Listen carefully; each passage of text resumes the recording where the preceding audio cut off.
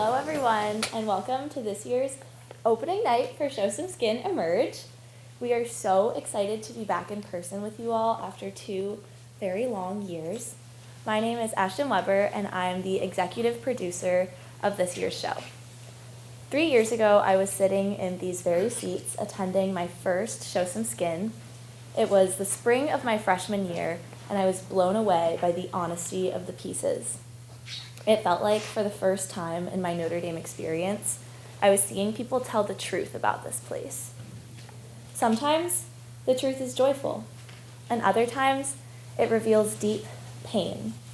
Tonight's material is emotional, and some of it might be triggering for individuals who have encountered various forms of violence. The program provided at the beginning of the show has a full list of content warnings. If you still need a copy of the program, please check in with one of the ushers before we begin. With that said, please take care of yourselves. If you need to take a moment at any point to step outside, feel free to exit through the doors in the back of the theater. If you need to find a list of resources for someone to talk to, please visit supportandcare.nd.edu. You're also welcome to come find me after the show if you need a hug. I will be the tall redhead in the pink blazer, so it should be pretty easy to find. We'll also be having a talk back with our cast after tonight's performance, so stay in this auditorium after the show if you'd like to learn a little bit more about the Show Some Skin experience. We want to take a moment to thank everyone who has made tonight possible. To our faculty advisors, Nicole McLaughlin and Cecilia Lucero, thank you for supporting this show's mission for the past 11 years. We would not be able to do what we do without you. To our amazing tech crew who spent hours programming sound and lights, thank you. To our cast who have poured countless hours into rehearsal and so much energy into this show, congrats, you made it, break a leg. And to our executive director, Nandini, who has been on this journey of preparing this show with me for over 8 months now, congrats, we made it. In addition to all of those people, this year's show would not have been possible without our wonderful co-sponsors. Take a look at our program for a full list of them. We are so grateful for their partnership. In the program, you can also find a link to our post-show survey. Please fill it out because it helps us prepare the next team of Show Some Skin leadership. Finally, to our audience, thank you for being here to witness these stories and to join in our community. I invite you to enter tonight's show with an open mind and heart. Allow yourself to be changed by what you hear and see so that our community may be changed as well. Before we begin, I invite everyone to take a deep breath in and out. And let's get started.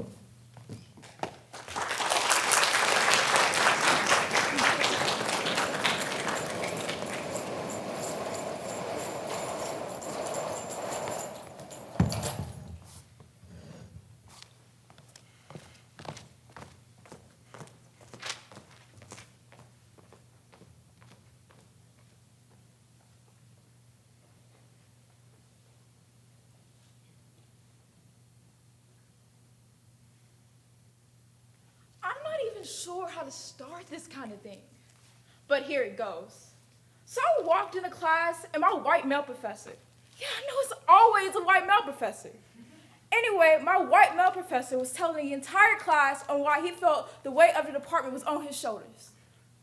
Y'all, this is his first semester teaching at ND. Yeah, he said he felt like the future success of the department was solely up to him.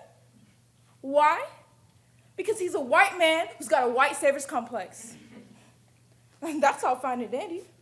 I just brushed it off as typical of him. I wasn't even paying attention until he looked at me, right in the eye.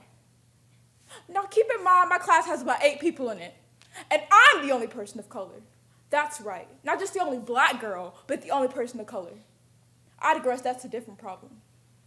Anywho, he looks at me, and he goes, "Have you ever felt a huge weight on your shoulders?" Y'all, I'm so glad I happened to be wearing a mask on this particular day, because I had the most dumbfounded look on my face. I was shocked, flabbergasted, speechless. I didn't know what to say, so I politely nodded my head, created fake little smiles, and said, yeah.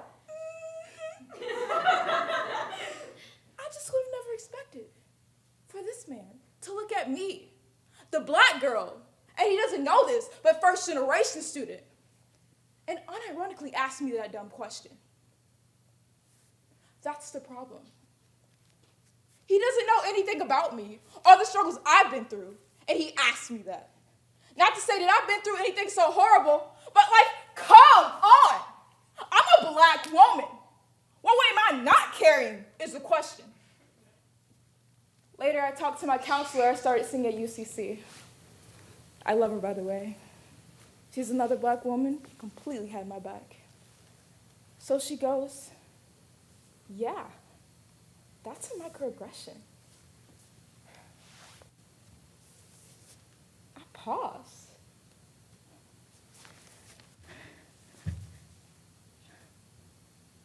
I sunk. Damn, that was. Am I so numb to it by now that I can't even see it or recognize it when it's happening right in front of my face?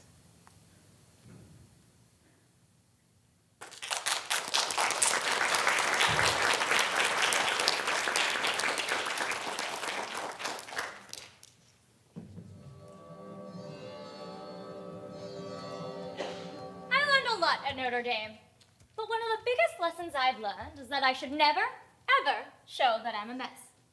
Notre Dame students are so happy. Notre Dame students are always smiling.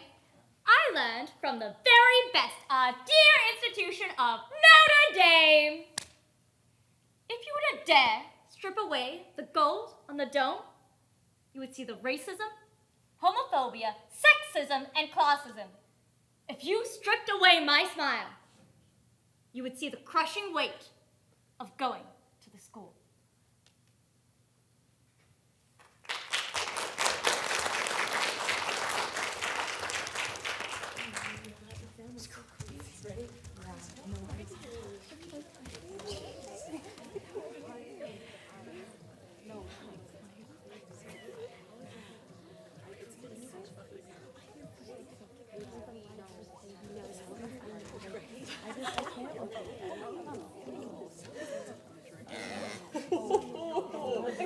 Yay!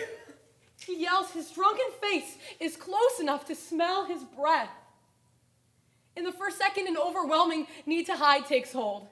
In that second, I'm back to worrying someone will find out, denying every rumor, even before it starts, fighting to find an acceptable male crush to hide behind. I can feel myself moving my way out of her arms, the second feeling like an hour as I try to put miles between us. Only for a second. The next second floods in. I remember, I'm already out. Everyone at that party knows we're dating. That I had already gone through this for too many years. Trying to remind myself in that second that fear doesn't have to live in me anymore. Anger replaces fear in that second, and in the next, he's lying on the ground, me standing over him, my hand still shoving his face into the ground. Another second. Regret. That's not who I am, or not who I want to be, to act out violence in anger. The next second of regret and regrounding. Moving back towards her, hoping that my absence wasn't truly noticed, that she hadn't felt the move away. All the shame and the fear. 5 seconds was all it took to send me back and make me feel like I hadn't been out in years. One action and 5 seconds to remind me that, even though I'm out, with each new face, each new experience, and talk about partners, the burden to come out each time resurfaces and reminds me what it means to continually emerge.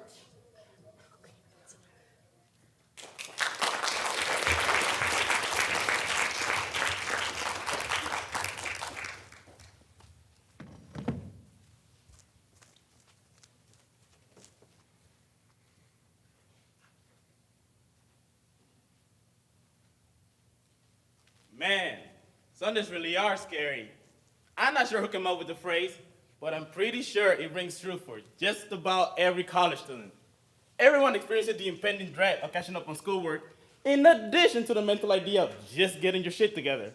However, everyone experiences it differently.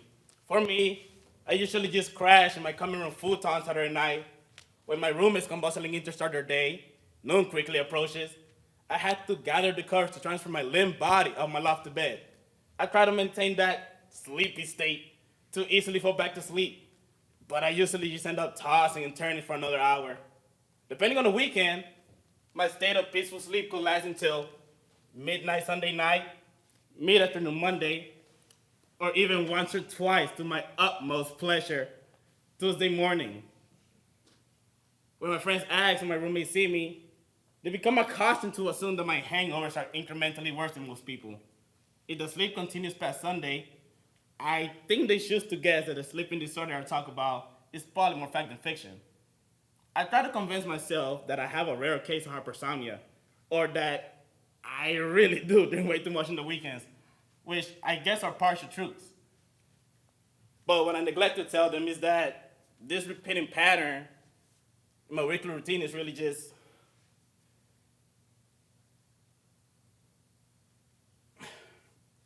my depression.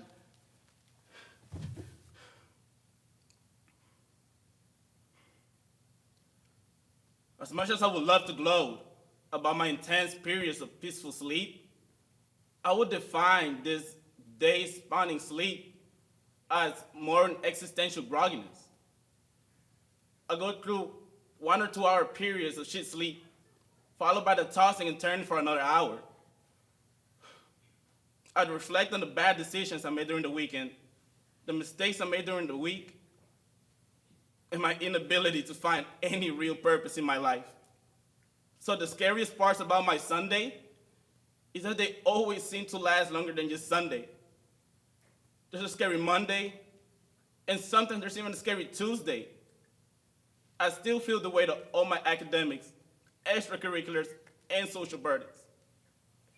But the biggest burden of them all is not knowing when the scares are gonna go away.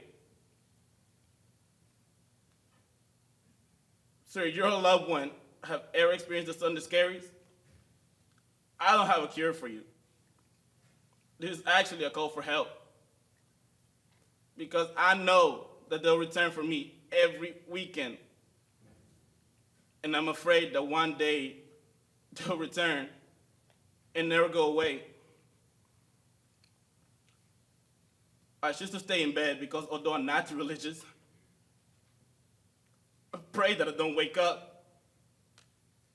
I used to pray that I will wake up with all of my problems solved, which I came to realize was highly unlikely. So now I just pray that I don't wake up. So I choose to stay asleep, which deep down in my heart, I know I prefer not to do. Or someone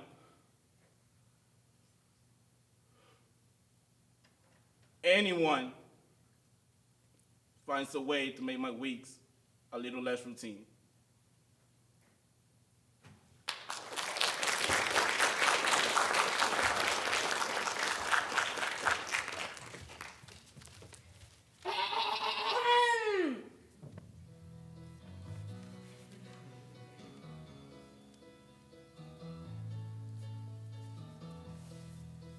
Just a suburban girl living in a Midwestern world. She took her parents' car down to Notre Dame. Just a city girl living in a Creole world. She took a long-ass plane up to Notre Dame. They showed up to a big room. A friendship was about to bloom. Conversations bonding late at night. It goes on and on and on and on. Don't stop believing. Hold on to that feeling. Random roommates.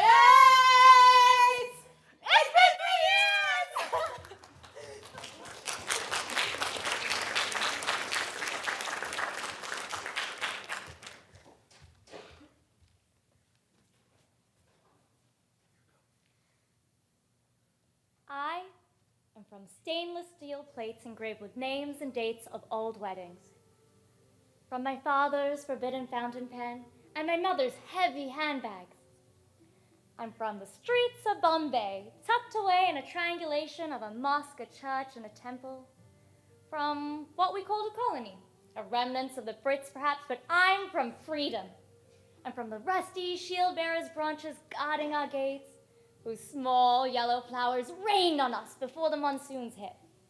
I'm from khichdi and dahi bandi on Sundays and watching the last over of the cricket match instead of being on time. From my ba's long plait of once black hair and my dadu's leather spectacles walled pouch. I'm from cleaning out drawers and cupboards to cure boredom, hiding stashes of red Lindor chocolate in the fridge, and finishing the newspaper's anagrams in 3 seconds. I'm from don't cut your nails at night and don't leave chapels overturned. And the I Malik Tehra Bandahum my mom plays in the cot every morning. I'm from sitting on the 6-seater swing in the dark singing Linkin Park songs in a house with a Wi-Fi password that's 20 characters long, with posters I stuck on the wall and lyrics I wrote on the bathroom tiles. I'm from Surat and Nandeva and Sinkheda, and Unyo and Gopapuri and Mumra, and Rota and Hanava and Vali, and peacock earrings and pearl rings and silk saris. From my nani, my namesake, whose symbol I have tattooed on my wrist. A lotus emerging from murky waters, blooming despite adversity. The pictures of my father holding me in his arms, my brother carrying me in his arms, my arms reaching out to catch a red balloon floating away. Like my thoughts are reaching out to find memories that seem so far. Trying to forget the time I forgot a word of my language I used every day. Trying to remember that I will return soon. Because though the rain and the wind and the storm tore down the rusty shield-bearer tree last monsoon, and the gate swings lonely, branches will reach out to me again. And in their arms, I will be home.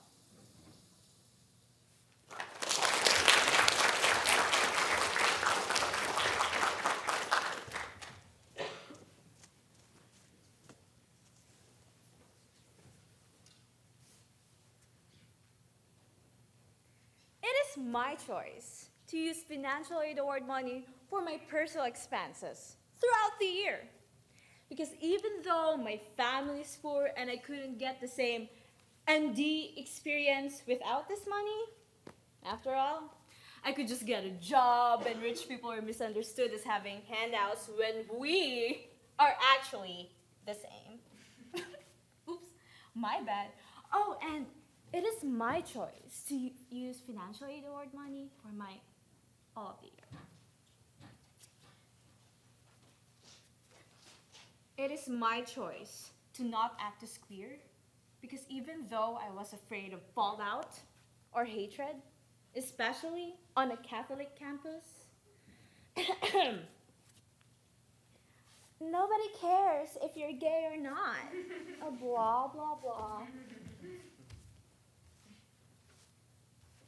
It is my choice to be objectified, groped, and harassed by men at ND because I should expect this sort of thing when I dress the way I do or when I post pictures of myself with so much skin exposed. And finally, it is my choice to be angry for no reason all the time because after all, what is there to be angry about?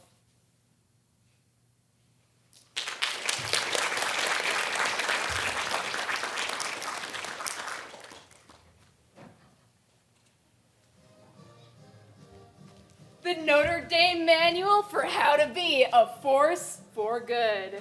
Step 1, make a ton of fucking money. And don't care who you stomp on to get there. Step 2, donate to a charity. Step 3, donate to Notre Dame so that more people make a ton of fucking money, donate to a charity, and keep the goodness going. Step 4, yay, you did it. You're a force for good.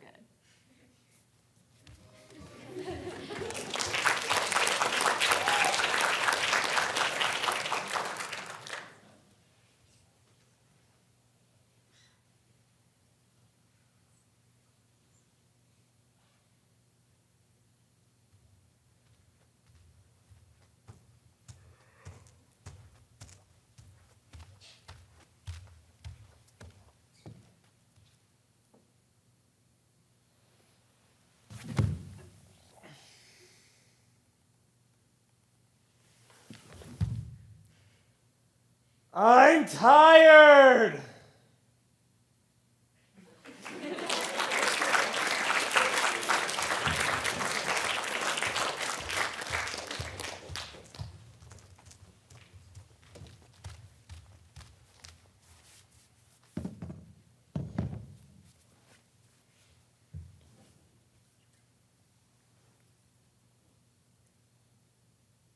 Grief is the state that no one talks about, but everyone experiences.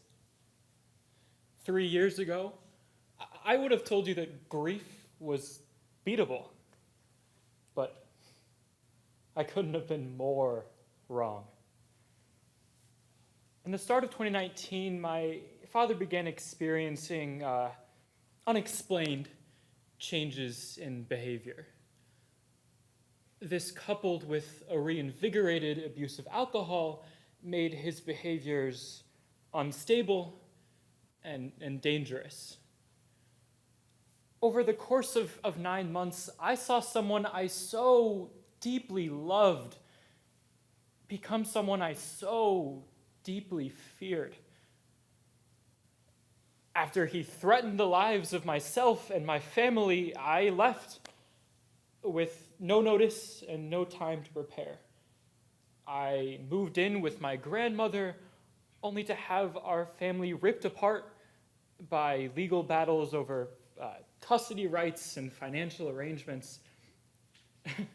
This all seemed to perfectly coincide with the COVID-19 pandemic. I went from having a perfect school life and an unstable home life to losing any hope for normalcy. Through COVID-19, I managed to push through, finishing my high school career with less than ideal circumstances. Those 2 years were hard, but that was only the beginning. This past summer, I began the exciting process of preparing to move into college, only to have that excitement put on hold. On the same day in mid-June, my mother and my grandmother were diagnosed with aggressive breast cancer and terminal lung cancer, respectively. I saw my 2 guardian figures through the trauma with my father become helpless and vulnerable, both physically and mentally. In addition to preparing to become a full-time college student, I began managing treatment schedules and running 2 households. When August rolled around and it was time for me to move away, I had the chance to visit my grandmother and console her through her weakened conditions. Little did I know, this would be the last time I'd see her alive. So, here I am.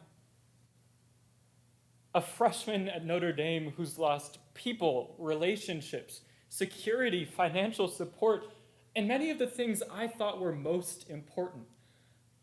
I'm living each day, making sense of my past and trying to find hope for my future.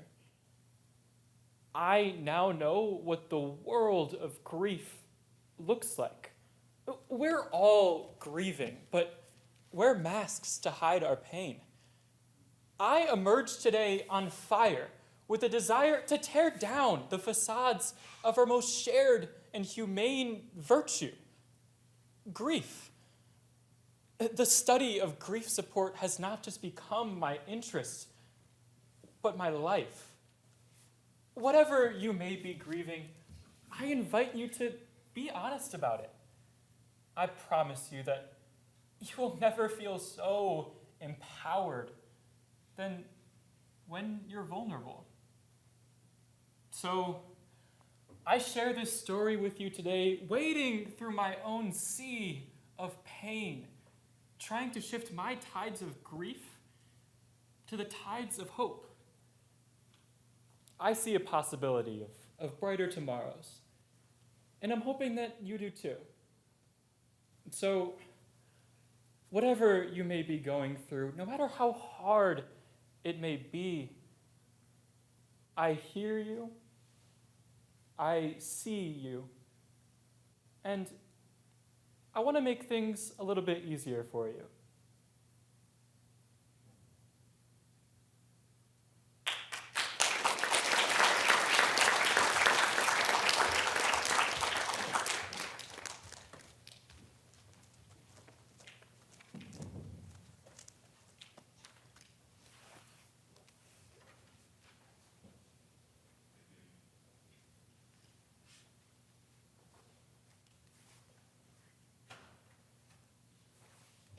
I have a disability. I am disabled. These are words that I've never been able to confidently say out loud. When your disability isn't physical, it feels so wrong to admit. Like you're taking a social space away from someone more deserving. You feel fraudulent, like maybe you've just been making this entire ordeal up. When it comes up naturally in conversations, I fumble my words, try and make it sound as though my circumstances are nothing major. I say, see, technically, on paper, I have a disability. Because, these issues take a lot of time out of my day, and they make it harder for me to do things. But I'm mostly fine. Like, it's just something on paper for when I need some help sometimes. It's pathetic.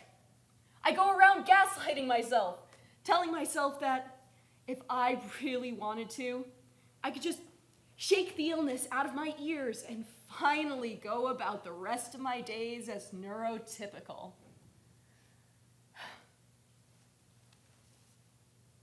But the crazy thing is, in my day-to-day life, I openly discourage and eliminate any ableist language I find in myself and others.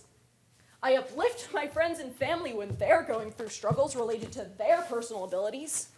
I'm even vocal about the ways our world is vastly inaccessible. And yet, I feel shame admitting to myself and others that I, myself, have a disability. I feel like I'm making excuses for not being able to do the things that everyone else does. I judge myself for needing accommodations, and then I go isolate myself when I feel like I'm just being a burden to everyone around me.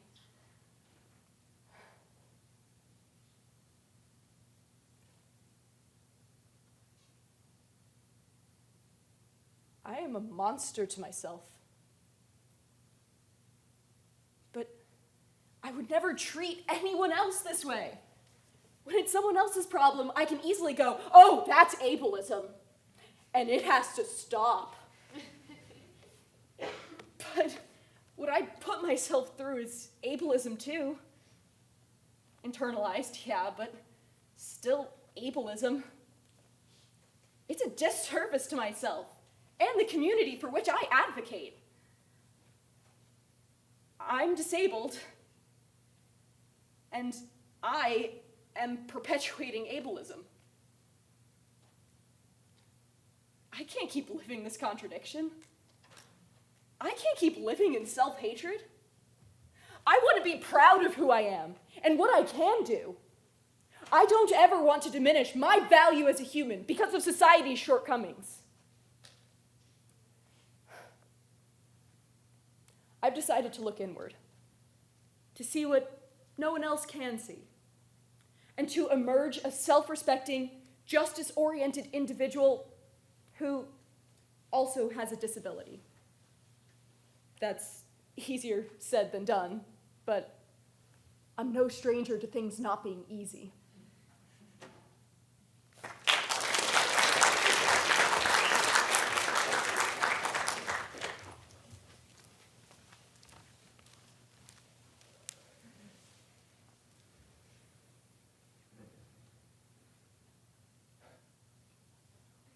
I was sexually assaulted. It took me 2 years to say that sentence, and I've only ever said it to myself. Still, it helps.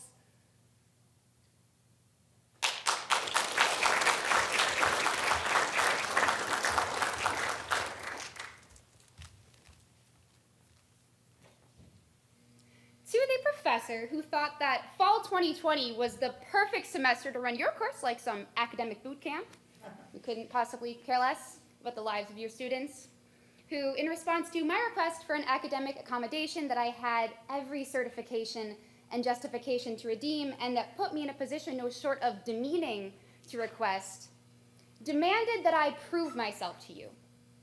To you, who asked me to prove that I really had any reason to be overwhelmed, as if I took any pleasure from putting myself in that submissive position. To you, who demanded copies of my syllabi and calendars to assess if I should really be asking for your help, who felt entitled to sift through my business, to treat me like some liar or a fool. To you, who, after your raid, decided that maybe I was right to ask for help. And sure, I can get a mere one-day extension, who felt that it was your job to tell me something that I and Sarah Bay already know. Did you feel professional with your deeply invasive and degrading protocol? Managerial with your assessment of what is actually too much for a student you couldn't identify in a crowd? Did you feel like a good person, putting your busy work above my personal needs? Did you feel like, for even a second, you knew me? However you felt, you sounded like a villain, and you left me in tears, worried that this might be the rest of my working life. And when I mock your persona to my friends, and I do it often, I am always sure to eliminate any shred of empathy in your tone.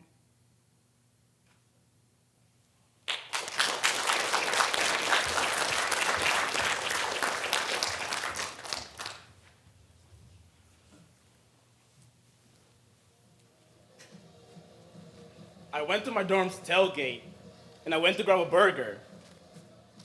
Before I grabbed it, the dad stopped me and told me that if I was stealing from him, that was a private event.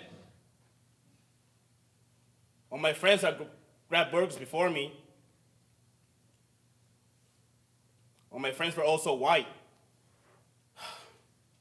I left.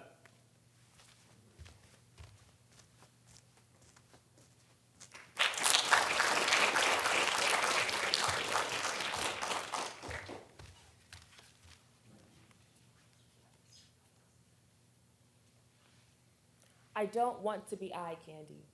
I want to be soul food, make you feel something that shocks your mind because you never realized how bomb this little black girl was.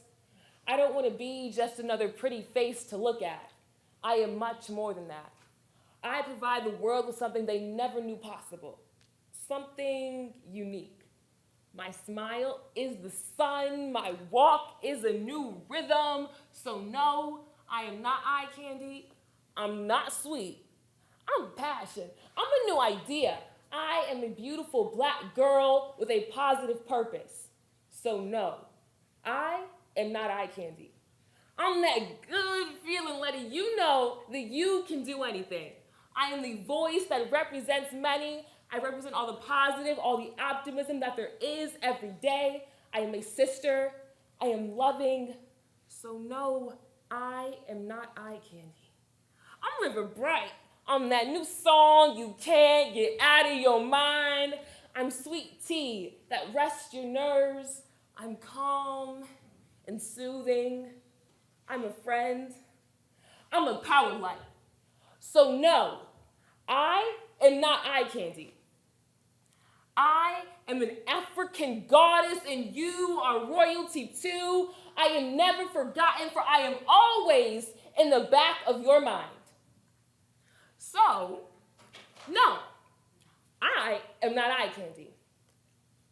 I am soul food, and I have cleansed your soul and started you anew.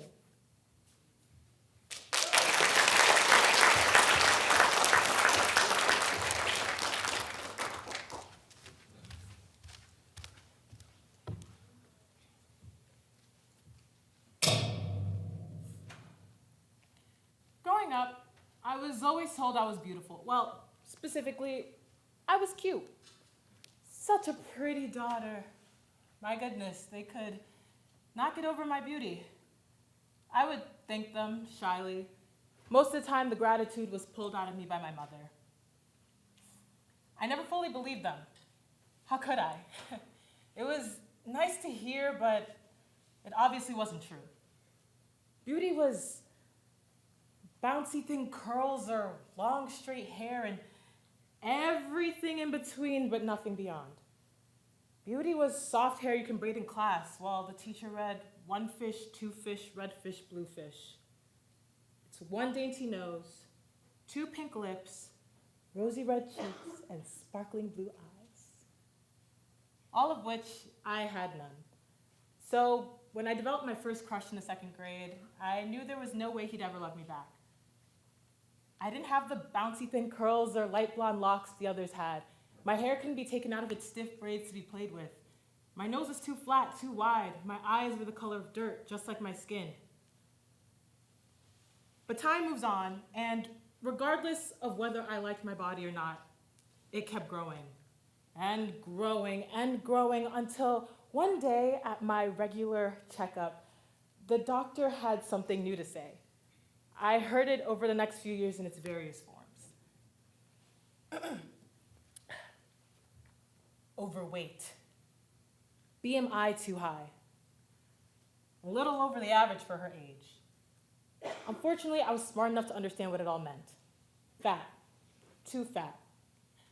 And this was the same time I began to learn what really matters in life. Not just good hair or a pretty face, but 1 big butt, 2 not too big, not too small boobs, 1 flat stomach, 2 hips, wide enough but not too wide.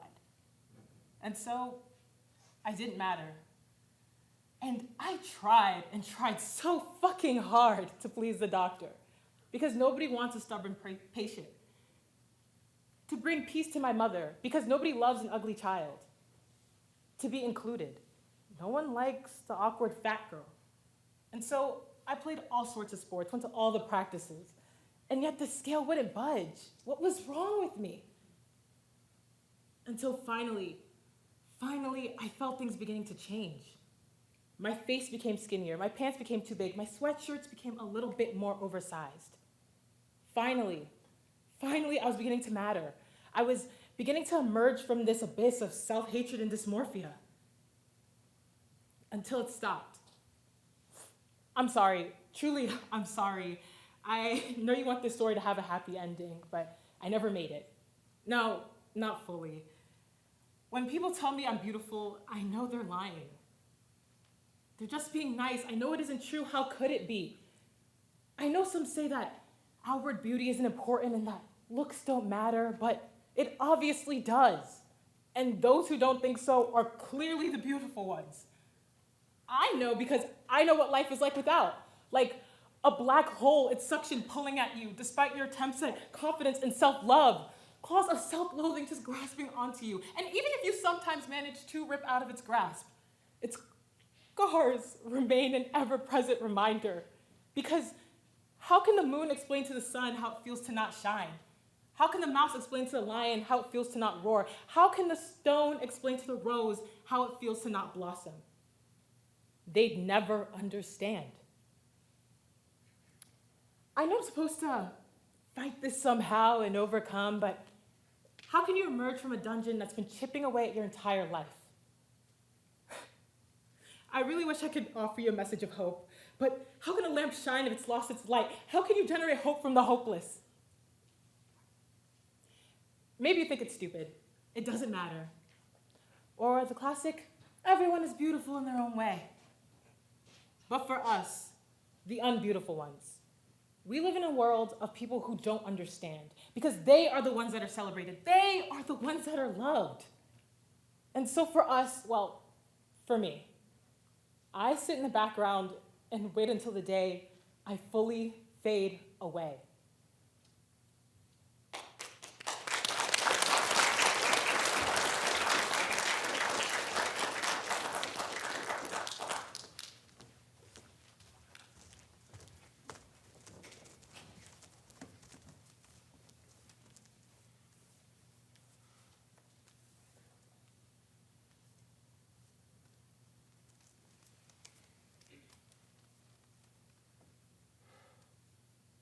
The church where I grew up has stained glass windows in the ceiling. Red, orange, yellow, green, blue, purple, brown. A color for each day of creation, and the color of the cross for God's day of rest and our salvation. So my face was painted in rainbows when I knelt at the altar and tried not to cry. I had never felt saved, but sexuality had just started to well up inside of me, too amorphous for a name and too wrong to bear. And I knew the reason I was damned. I was 10. Lord, I am not worthy to receive you, but only say the word, and my soul shall be healed. With every state that legalized gay marriage, I grew more seasick, tossed like a ship on a storm between my secret, shameful joy and the mental gymnastics of church teachings that I rehearsed every waking minute to remain steadfast in the church that I already loved like a wife. Death rather than heresy. I lingered with my hand in the holy water and my eyes on the rainbows, and I asked myself, will there ever be a day I don't have to think about homosexuality? I was 12.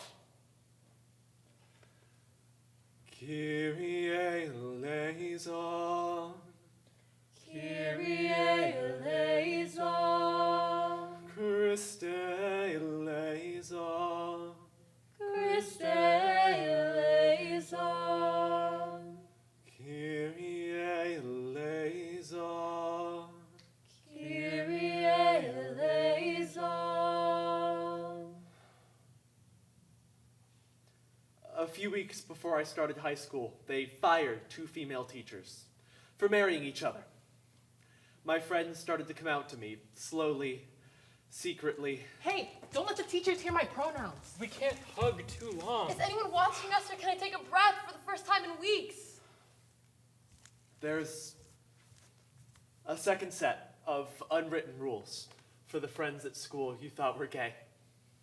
The orthodox reprimands I knew by heart crystallized into a knife that I couldn't bear to stab into the trusting underbelly of the friends in front of me, knowing it would only hurt. I sometimes did anyways. I was 14. I confess to Almighty God and to you, my brothers and sisters, that I have greatly sinned. In theology class, they taught us that being gay was like eating dirt and like licking a fly swatter, and that trans people couldn't exist. Meanwhile, I was falling deeply, world-bendingly in love with my trans best friend. They called me David. I called them Jonathan. We prayed together, often went to Mass together, and held hands during our Father, and in their eyes, mine have seen the glory of the coming of the Lord. I was 15, Pray, brethren, that my sacrifice and yours be acceptable to God, the Almighty Father. My first kiss ended with me holding them.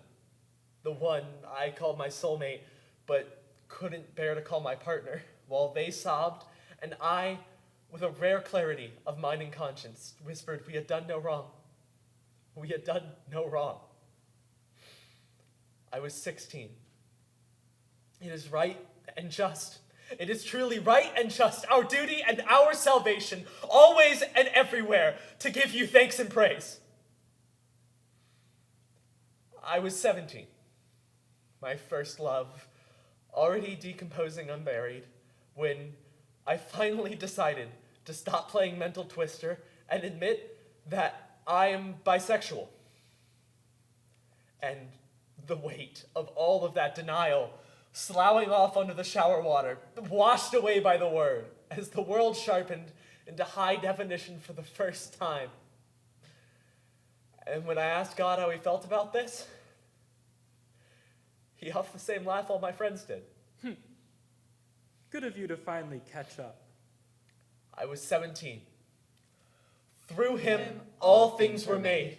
Without him, nothing was made that has been made. The order of religious brothers I had been discerning with since I was 16 stopped talking to me once they found out. I had been to their houses. I had baked dinners with them. I had gone to the movies with them. I had let my loves die to keep my life in their shape. The problem, they said, is not that I'm bisexual. It's that I'm out.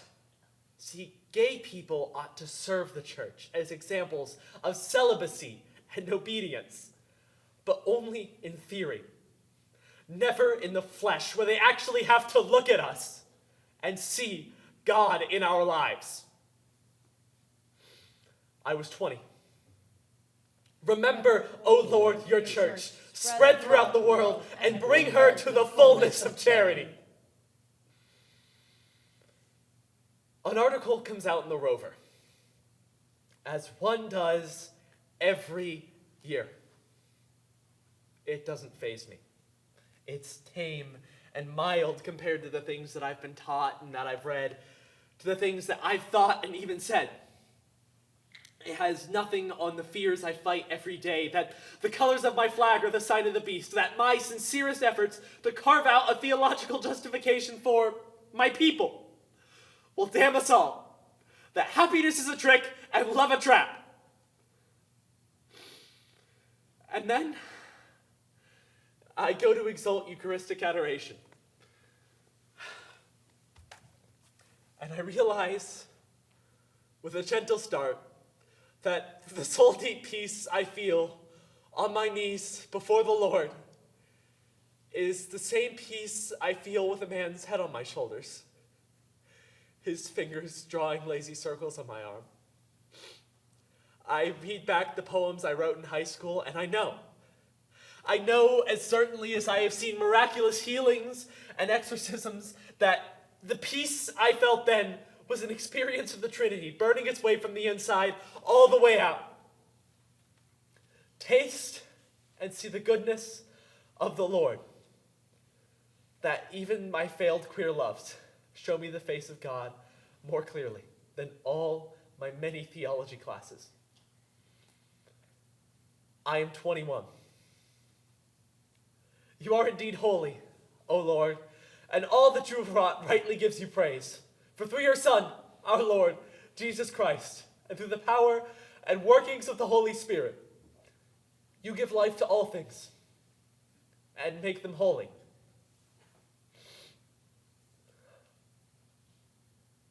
It never settles. The wound never closes, but neither do Christ's. And that's enough for me. Go forth, glorifying the Lord by your lives. Thanks be to God.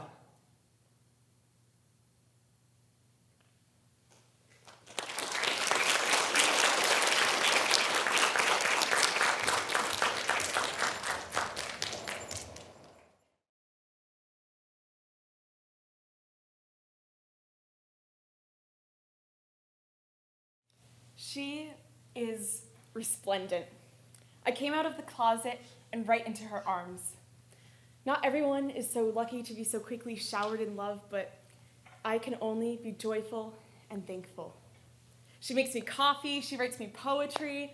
She's the kind of person that everyone wants to know.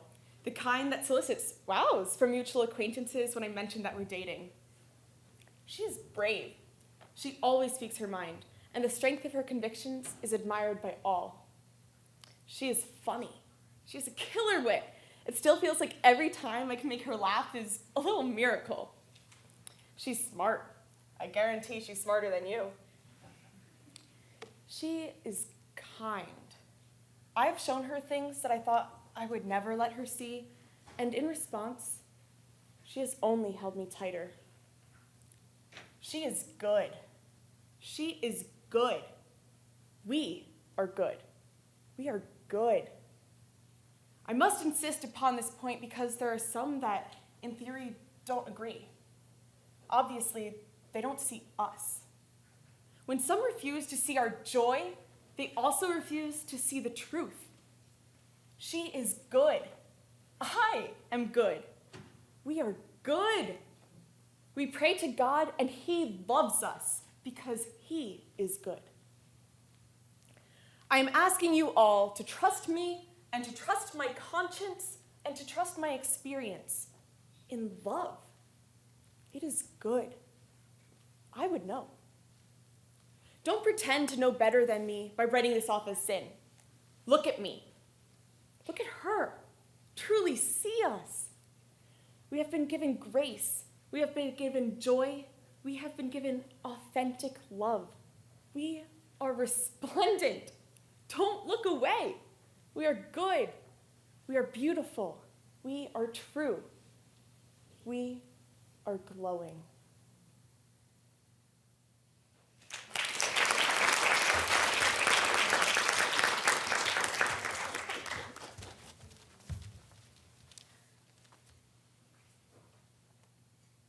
I can't live there. It's not a question for me. It's about safety. It's not unsafe, it just isn't suburbia. Don't look at me like that. I want to be safe. Me too, but your safety's more expensive than mine. No, like, I want to be safe. Me too! I don't want to be angry anymore. But I'm tired and defeated. And a war charges through me with one side telling me to give in, to change, and the other telling me I'm abandoning everything I am. I'm becoming them. I hate the thought of being them. But how can I stop when they're all around me? Some asking me to be like them, plotting gently, unaware of their own poison. Others pushing, demanding, resenting. Others simply ignoring. Perhaps the ignoring is the worst. But I must remind myself I exist. I exist. I wait until one day my words solidify. My words leave thoughts or unexpressed sighs and become concrete, when no matter how radical my words are heard.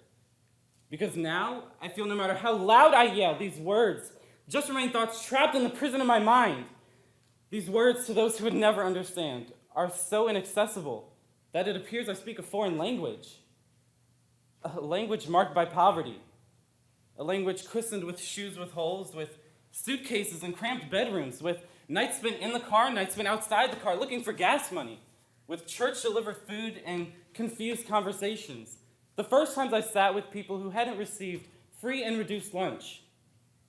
A language that's encoded through resistance and defeat. Poverty entraps. Most dangerously because those in it feel powerless. I'm not powerless. But then again, how can someone have power if they don't even exist?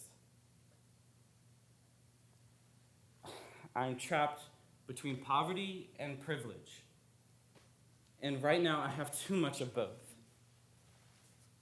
So what am I? Do I even exist?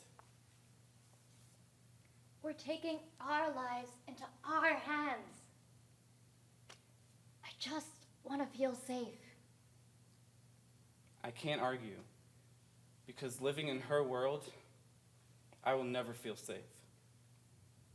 So I simply nod and say the only word I feel she's ever heard. Okay.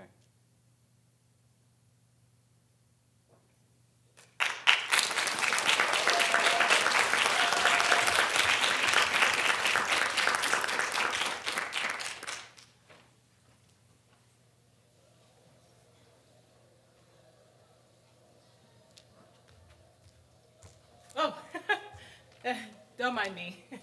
I'm just an outsider. Yeah. Oh, well, I was shy and introverted freshman year, so I wasn't able to make friends. Well, everyone around me just seemed to make friends so easily. That includes my also shy and introverted roommate. Yeah. What's the difference between us? Well, I'm black. So while people would feel comfortable approaching her freshman year, no one was approaching me trying to make friends with the random black girl in the dorm.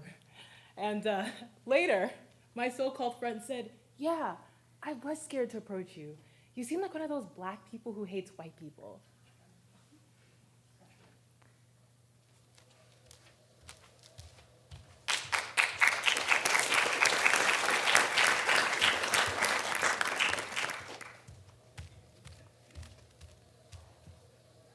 Last spring semester, I got academically dismissed.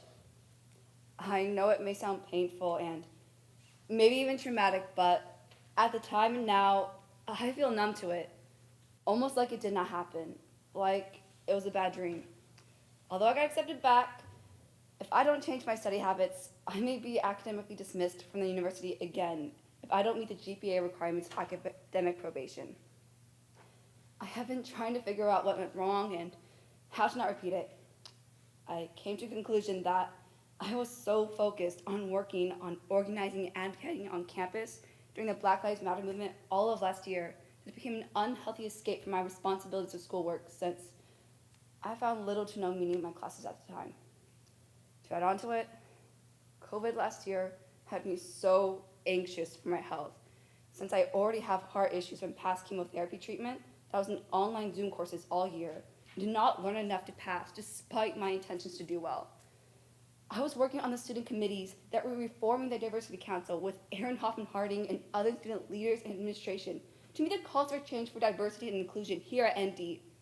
Looking back at the work I did, although I am proud of what it has accomplished, I should have recognized I wasn't doing well at multitasking and managing my time. And I shouldn't have taken on those positions in the first place. I lost meaning in my studies because I did not see punching numbers and problem solving with formulas as fulfilling, and I found it hard to do well in my classes. So instead, I occupied myself in leadership positions to do work I actually cared about instead of having the courage to face my difficult coursework head on. I tried to hide from my parents that I got academically dismissed, but they received a physical letter. And to them, it felt like their world fell apart. My family is undocumented, and I'm a DACA student. My parents came to the US for a better life, and although at the time they also came for themselves so that they too could have a better life, they didn't necessarily have a better life. With the exploitation of undocumented people like my parents and the difficulties of not having health insurance or work permit, and the difficulties of being an immigrant alone, they came to realize that their work and sacrifice would not help their life as much as they hoped, but it would possibly help me and my brother have a better future. And so we became their meaning of life. We became the reason why they were being overworked and underpaid. We became the reason why they couldn't be present to their family back home because of an immigration system that doesn't allow a pathway to citizenship for them to be able to travel out of the country and be able to return. They never saw their loved ones again that passed away, and they were no longer able to be present for their brothers and sisters and parents, which was hard to watch them go through. But all that suffering was worth it for me and my brother. So they felt when I failed, that not only I failed out of college, but that all their suffering was for nothing. And I now see that. I was looking so much for meaning, for fighting injustice, for changing my work, that I didn't see working itself as the justice my family needed. I had an opportunity to appeal and explain my situation and why I was ready to come back to the university this fall. And I did. They accepted my appeal, and I did return. Although, before their acceptance, it seemed I was done for good. And it devastated my parents. I caused them the pain I thought I was fighting against by replacing my studies with my organizing and advocacy work. I am currently trying to find the meaning back in the work I do. I am finding meaning remembering that I will pay for my parents' bills as they grow older. I am finding meaning in knowing I will be able to provide for my future children and being able to be present for my future partner, like my parents taught me by supporting me and my brother and each other. Now, I may not find work that addresses the systemic issues that affect our Black, Indigenous, POC, and immigrant communities, but I know I am working towards justice for my family. My work and sacrifice, I hope, will help support their life and bring justice in my family. Whether Republicans don't believe that my parents and brother deserve basic health care insurance, I will come in and pay for it with my work. Whether Republicans don't believe my parents and brother deserve to have Social Security and age with dignity, despite them paying significantly more in taxes than the wealthiest corporations and people, I will come in and take care of their food and housing needs. Whether Republicans don't believe that we deserve the basic human dignity to work legally and not be exploited, overworked, and underpaid, despite them being the descendants of immigrants themselves, I will come in and take care of my brother, parents, future children, and partner with whatever work I find. I will bring justice in my family, whether or not others see the meaning and purpose in it. I see the purpose, and they see the purpose, which is all that matters to me. I don't know how my last couple semesters will turn out, because I found out from this experience, and my experience with cancer, that even if one wishes for the best, we are dealt a bad hand, especially in my case if I don't figure out how to study. But I do know whether or not I graduate from Notre Dame, I will find work to help support my loved ones, because they are what gives my life meaning. They are my faith and hope. They are everything to me.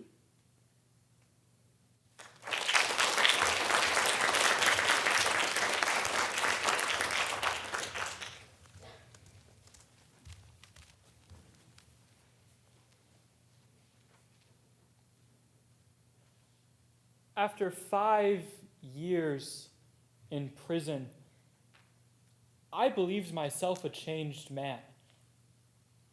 I had done the work to make drastic changes in my life, from what I thought about to the books I read and the movies I watched, to what my goals and values for my life were. But how do I communicate with others that the me that went in isn't the same person that came out? Living my life under the scrutiny of others created a difficult to navigate dynamic between wanting to do what's best for myself and not wanting to let others down. Whether they said they trusted me or not didn't matter, because I knew they were watching.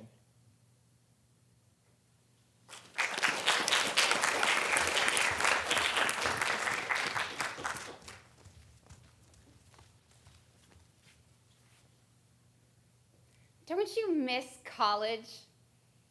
No, I don't. I loved Notre Dame. It gave me so much. It also sickens me, breaks my heart, invalidates the people I love. To those who come here, who come even knowing the institution doesn't have their best interests at heart, even when it means they have to fight for their right to be happy, to be loved, to exist every second of every day. To my queer brothers and sisters and siblings, I love you more than I love this place, school, institution. You are not alone. Thank you for making this place better for all that come after you. Love, a Notre Dame alum.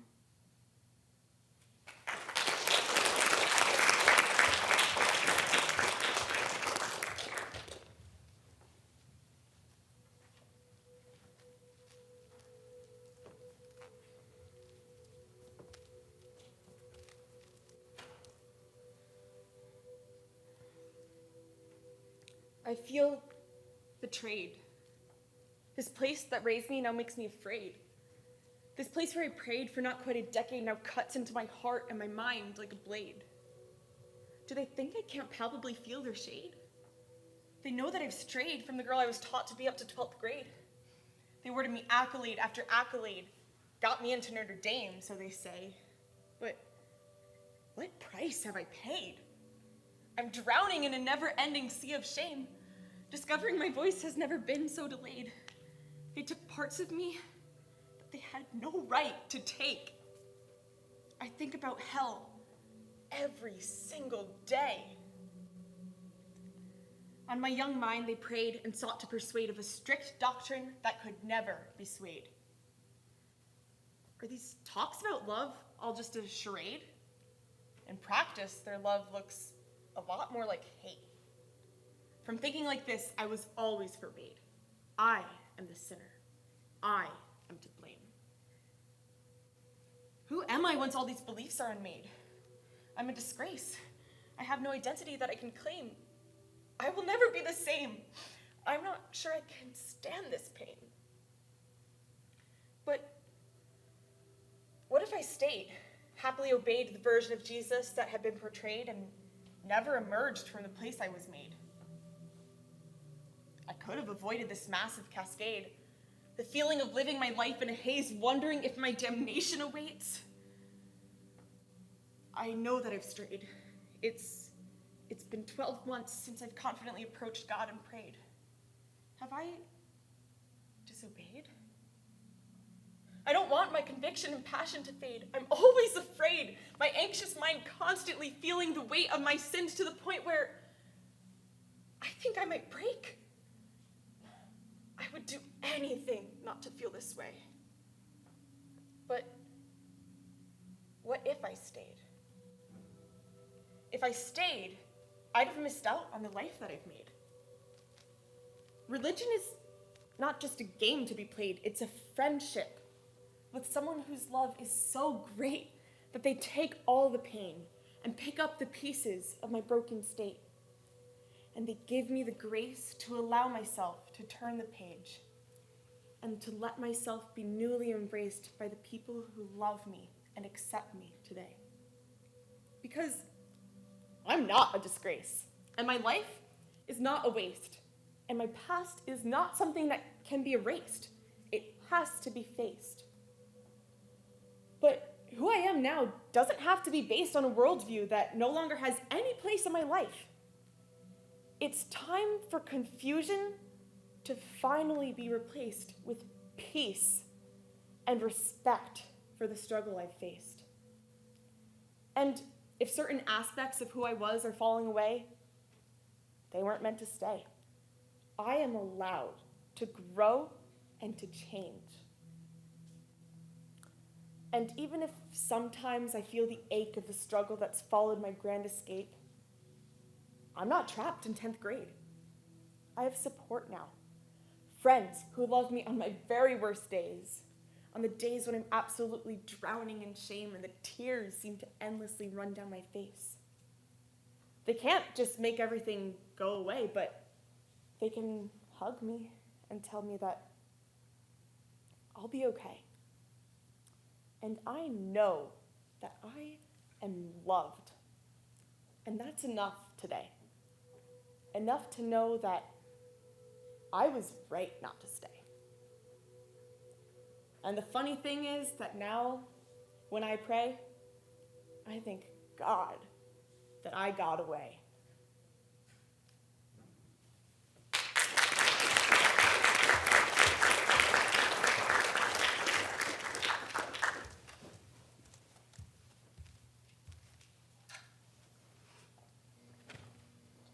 To the professor who cornered me at the end of class, who loomed over me as I sat trapped in my left-handed desk, who left me no choice but to watch every other student file out of the room, who looked me in my dead, tired face and said, "I really want to let you graduate."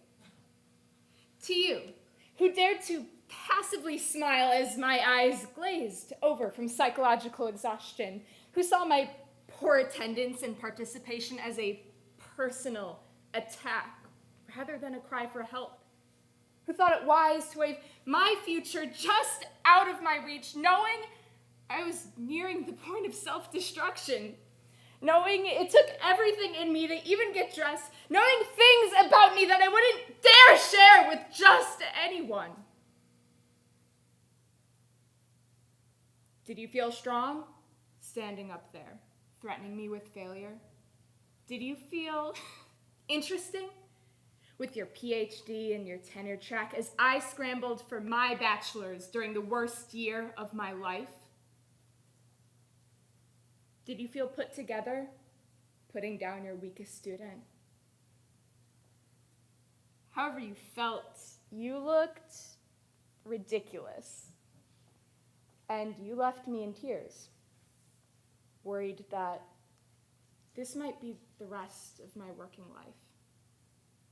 And every time I tell my friends about you at parties, and I do it often, I'm sure to really emphasize the way the buzzing fluorescent light hit your righteous head and shadowed your face in the most wicked and dreadful way. I will always remember you this way.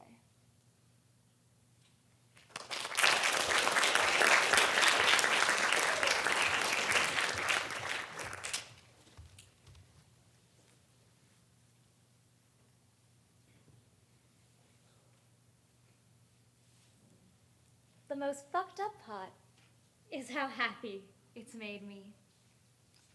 The thrill of buying pants in a size 2 and shoving more and more old jeans into the back of my closet because they hang too loose on my waist. The way I delight in seeing my ribs every time I undress to shower. The elation of finally seeing the word underweight when I plug my height and weight into the online BMI calculator. It's these moments that make everything else worth it. The days when I can barely bring myself to eat until I'm so cold, dizzy, and sad I can't focus on anything else. The planning of every meal and snack hour ahead of time, and the fear that overtakes me when my friends invite me for an unexpected meal. The resentment I feel seeing people eat without a care in the world when I obsess over every little thing I put in my mouth and where it will sit on my waistline. Yeah, I have emerged into a strong, confident girl who believes in her desirability, who doesn't hate her body every time she sees it in the mirror. But I've submerged myself into neuroses and pain and guilt and fear and a level of self-control so high it controls every aspect of my life. It is all worth it, isn't it?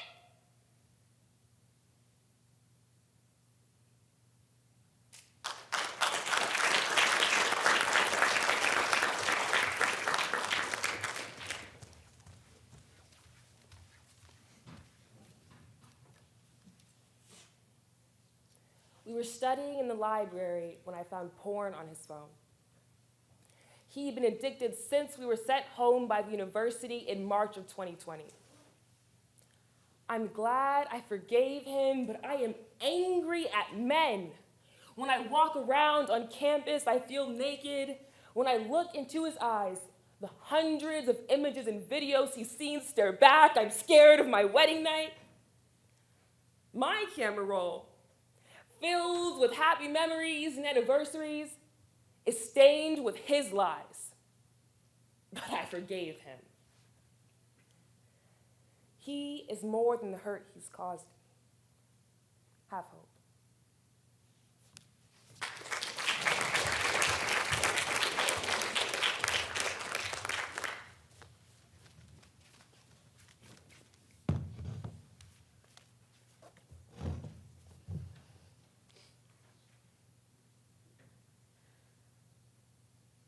Last year, I I was emotionally abused by the first and only man that I've ever been in love with.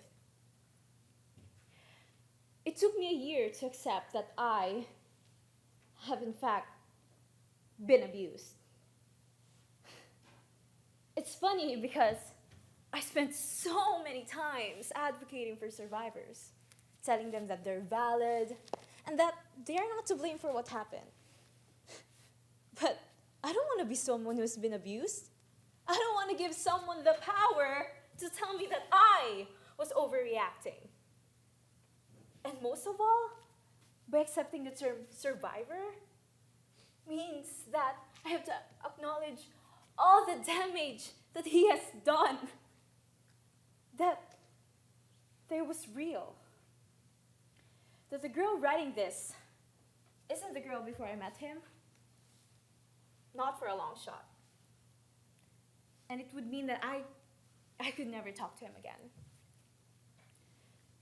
It's not like I had this vision of him apologizing to me later on and us becoming close again. Or maybe I did, but more so the pain of not knowing the bad memories of him, because I have so many. But the fact that I have good memories too, it's hard to reconcile these two halves. The one who abused me, and the one that I trusted and fell in love with. All of my life, I thought, because of the way that I grew up, that I was incapable of being properly loved. I felt so validated by myself because it proved to me that I was lovable. Well, now I know that he did not love me. Despite the fact that I've grown to love myself, despite the fact that I love the girl writing this just as much as I love the naive girl from sophomore year who I used to be. Who knew that she was fucked up but still believed in love despite her best intentions? Despite the fact that abuse is real and I am valid and I've been hurt and I hope one day I'll recover this. This sometimes haunts me. Not the bad memories, the panic attacks, the sobbing by the lake, wondering what I've done or what I did wrong. No. It's the good memories that haunts me.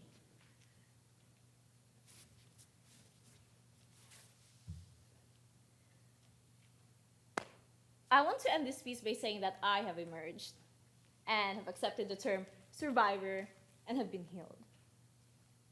But that isn't true. And that's okay. Because I am in the process of healing. I may heal my whole life. Emerging from one's trauma is a process. One that many couldn't get to experience. I haven't emerged yet. But I hope someday I will. I hope all survivors emerge.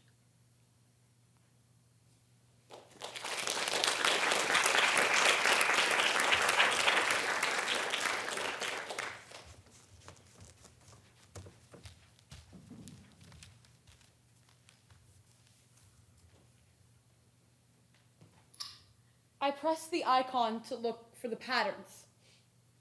Looking for the algorithm that makes me feel like a cheap version of a human being. 10 minutes into 24 hours and 10 minutes. Running through time down the rabbit hole I go. Broken hearts hidden behind the ocean blue. Broken minds hidden behind dreams and nightmares. Broken. The red hearts and words expand in my eyes. Fun adventures with friends of a lifetime. Dragons slayed in Chicago and tea parties in DC fill my eyes. The number of hearts and words at the bottom confirm my doubts. I regret not being me in front of the camera or in front of the world. My sarcastic remarks, being loud, funny noises, singing my heart out to a song that I can't dance to. using my voice. I regret not speaking. I regret not being me. Artificially red hearts, a trophy to save. The higher the number on the most perfect profile, the more painted red roses they receive. I don't want to be the Queen of Hearts, but what I would give for a sliver of attention. I know I promised I wouldn't compare, but maybe I was never enough. I know I promised that I would stop, but the little voice doesn't stop. I'm jealous. I'm envious. Why can't I be more like you?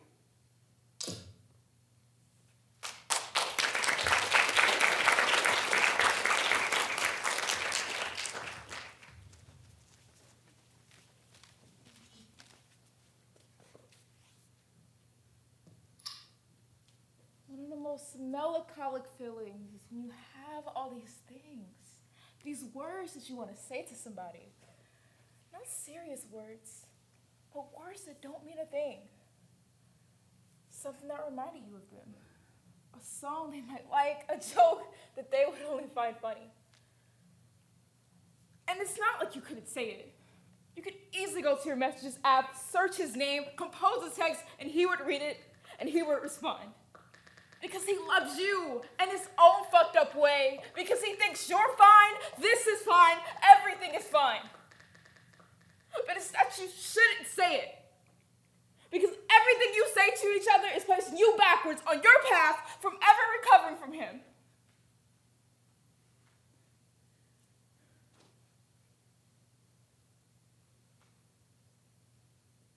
So you press backspace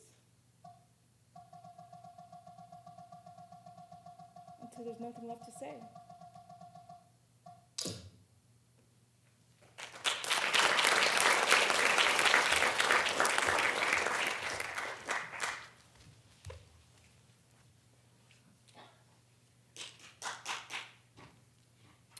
I built my identity up from the roots.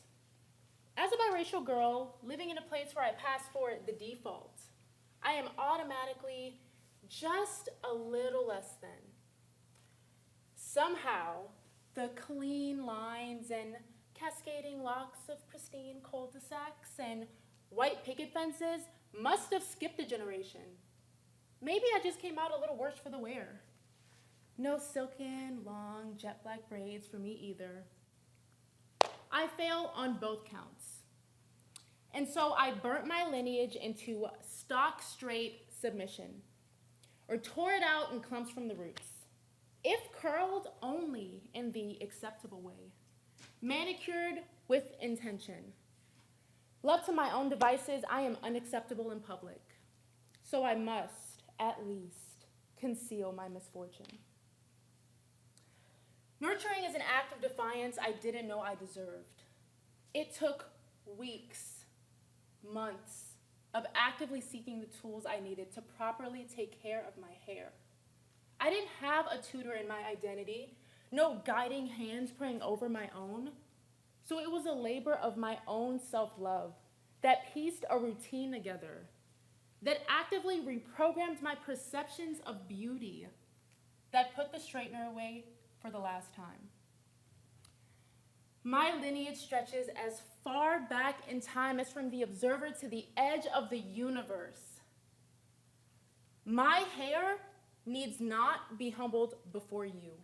No part of my identity hidden for your comfort. I will guide my steps down this road with the strength and will of all the women that walk before me.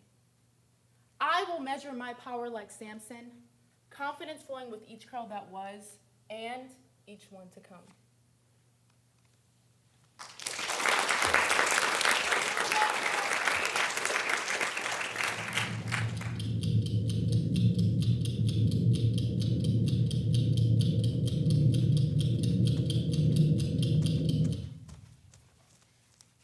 The clock is ticking, and time seems to be running out. No matter how far and fast I run, I cannot escape who I am.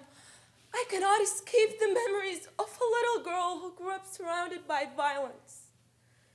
Every day is a constant reminder how privileged I am to have come this far, to have survived generations of violence and oppression. But it seems that I was not fast enough.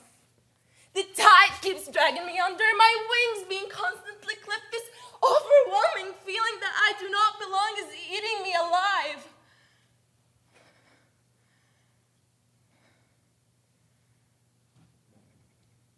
Yet, there is this light. These guiding hands pull me away from this tide.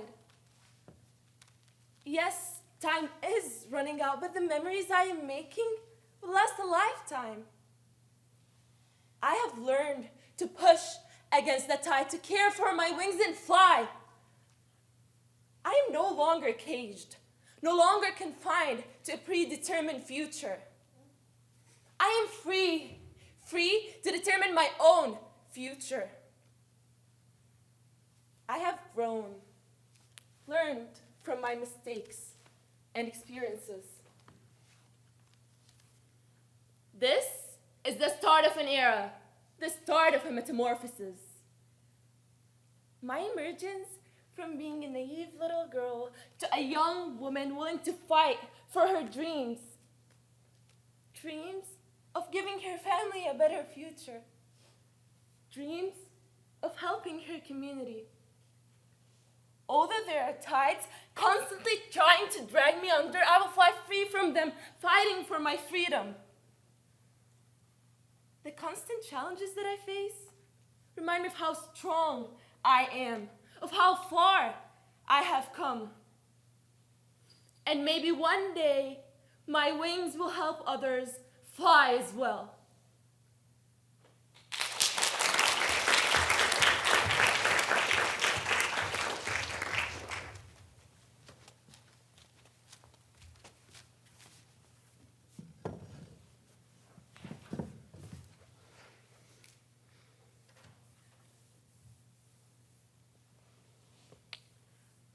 I'm queer, but I'm not sure that I'm queer enough.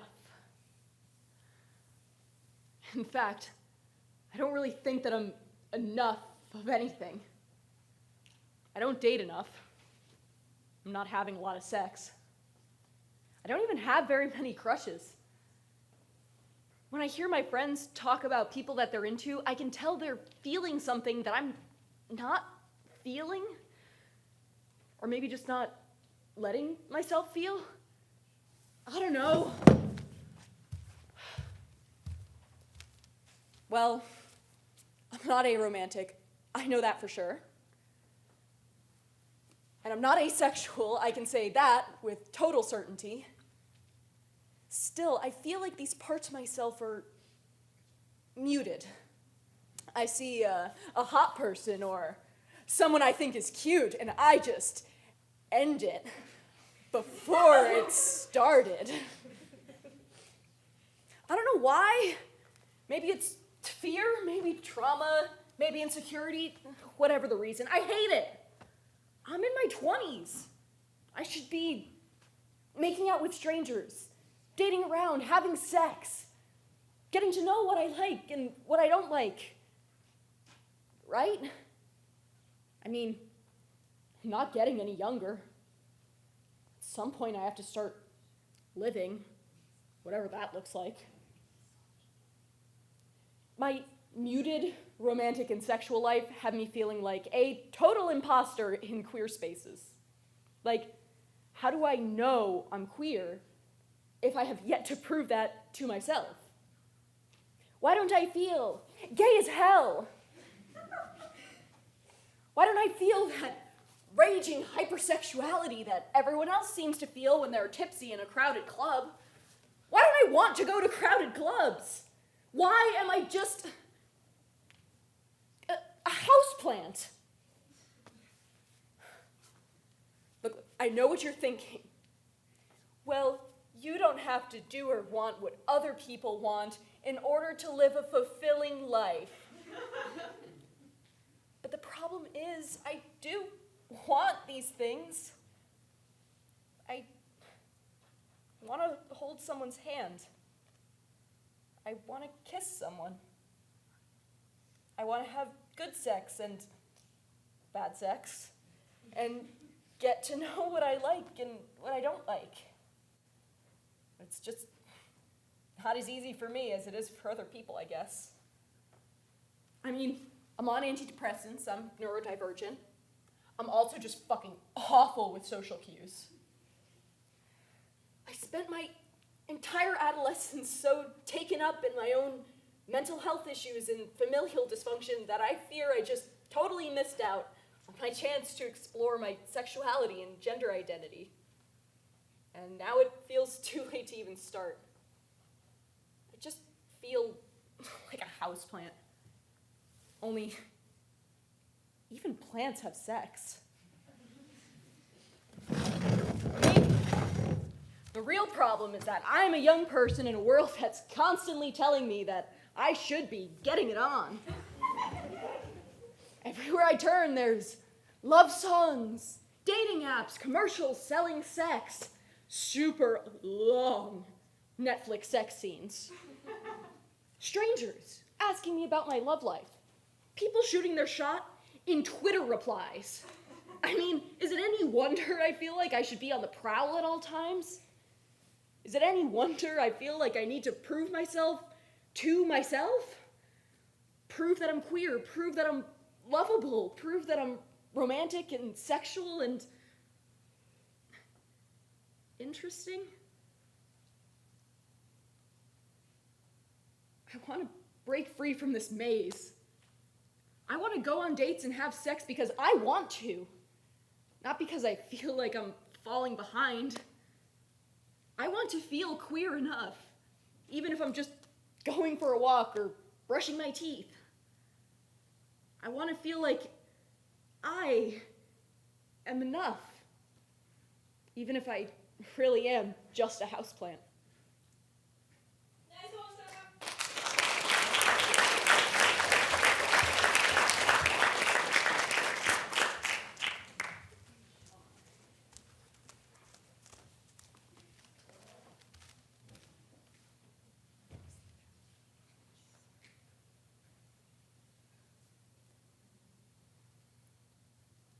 I said no. I said it so many times until he said he wouldn't try again. But then he did it anyway.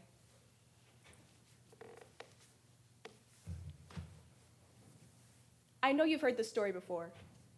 Drunk, actually tipsy to be more accurate. Girl, college age, friendly. Too friendly. Guy she goes to school with. Guy she's talked to before. Guy who just kept coming around with another round of shots. Guy she thinks must be okay because, hey, he's friends with people she knows. She isn't that into him, but it's the first time her roommates are gone, and she thinks it would be nice to make out with someone. She didn't fight him. She didn't scream. Her body froze, and her mind told her, "Don't you dare move. This doesn't have to be rape. Just don't move." He took her virginity, of course. I told you, you've heard this story before. I know on some distant theoretical plane that this was assault. God, I can still only recount it to myself in the third person. I know if someone came to me with my story, I would think, how awful to be assaulted like that. I would believe them, take their pain seriously. For some reason, I feel like by protecting myself from the label of assault, I'm protecting myself from the accompanying trauma forever and ever.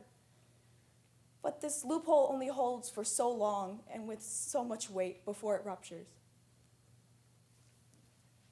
For victims of noxious acts of violence, there's said to be a before and an after, etched in memory for hellish personal perpetuity.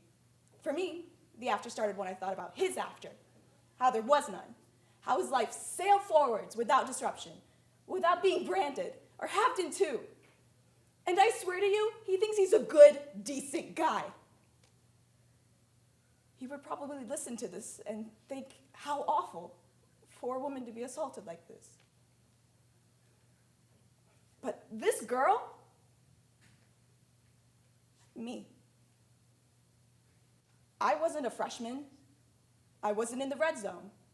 I had read freaking Andrea Dworkin for fun. I knew Title IX protocols. I had done bystander intervention training, but it still happened to me. As a senior, when I thought I was finally in the clear, I still didn't tell a soul. Not even my therapist, who gets paid to listen to me. Now I feel like I'm never in the clear. What does it mean to emerge? Maybe before I could have told you. But that's the thing, though. Consent, safety, dignity. It's not always taken from us with screaming and scratching and crying and bruises and visible proof. But sometimes with a no and a please stop. And then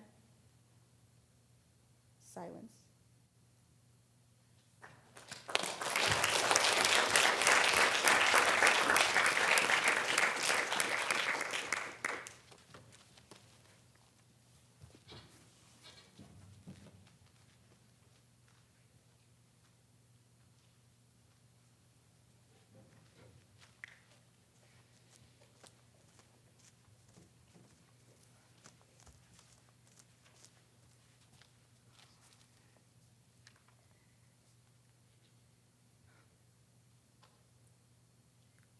Some time ago, I had plotted what my last words would be.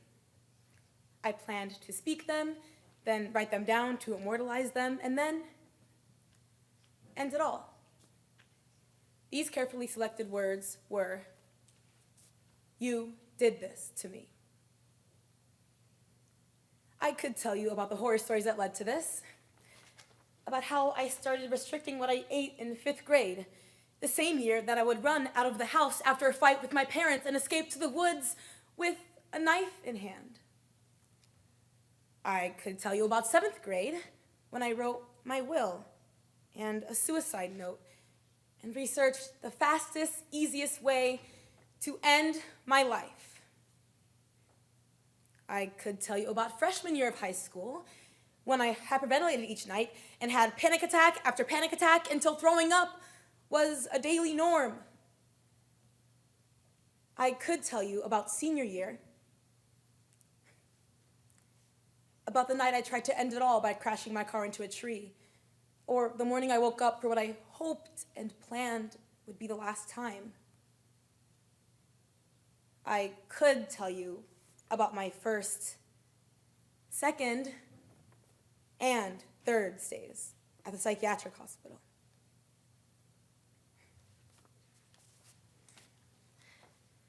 But I'm not going to tell you about any of that.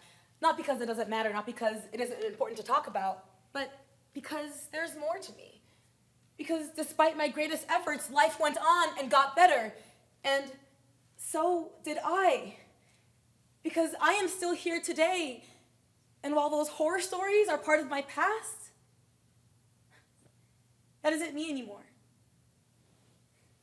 I am grateful to be able to say that, to be able to say anything. And I'm going to tell you about the things I love about myself, because I spent so many years hating so much. I love my hair. I love the way it curls and shines in the sun and how it looks like a halo. I love that people can spot me because of it, and I love the old ladies who coo over it. I love my eyes. I love that they're lined with crinkles, and I love all that they see. I love that they find things others don't. 4-leaf clovers and people sitting all alone. I love my hands and how worn they are from clay. I love their calluses from embroidery and their chipped blue nail polish. I love my bowl of caramels beside my door. I love the people who come and take one without asking permission. And I love that they know they don't need it. I love my tea box and the hours with friends it has brought me. I love my bubbles and my water bottle and my laugh. I love that some people make it louder and higher and others make me snort and shake so hard that no sound comes out. I love the thrifted sweaters that hang in my closet and my old jeans that look better on my friends. I love my bread pans and my bundt cake pan and that I got them for $1 each. I love that I kiss girls and that I kiss my friends on the lips when saying goodbye. I love my knitting and the drop stitches and the inked brayer that rests on my floor. I love my singing, though nobody else seems to. And I love that I do it anyway. I love that I give. I give more than I have, but sometimes, now, I can afford that. And I love that. I love so much of me that I could fill these pages for hours, and tomorrow, probably, I will. Because it is so good to love myself again, to feel carried away with joy over my existence like a 4-year-old once again, to splash in the puddles in my rainbow sparkly rain boots and not give a shit who watches, because now my life isn't a series of horror stories. It's a medley of beautiful celebrations of being here and being alive, because every single breath I take is a miracle. A miracle that shouldn't be happening, but is. A miracle that I deserve and I worked for, but a miracle all the same. I know that a moment ago I said that I am more than the horror stories, but I'm not sure that's true. They'd have to be part of me, and that's not the case.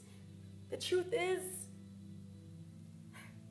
I'm not my scars, I'm not my depression or my past, I'm not my years of pain, I'm just not any of that. I am goodness, and I am love. I am in love with myself more than anyone ever will be, ever could be. I am enough.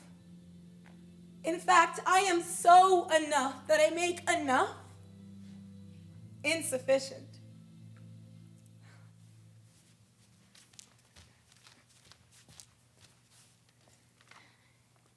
I suppose I'll still have last words. Someday, long in the future, when my body catches up with my soul and all of me is finally old and wrinkling and sitting in my rocking chair, spilling tea on my knitting. But I don't give these any thought. These last words, they won't be planned. They won't be intentional. They'll just slip out, unnoticed, unceremonial, and will just happen to be my last. But I know what they'll be at their core. They'll be of love, because that is what I am. I am love.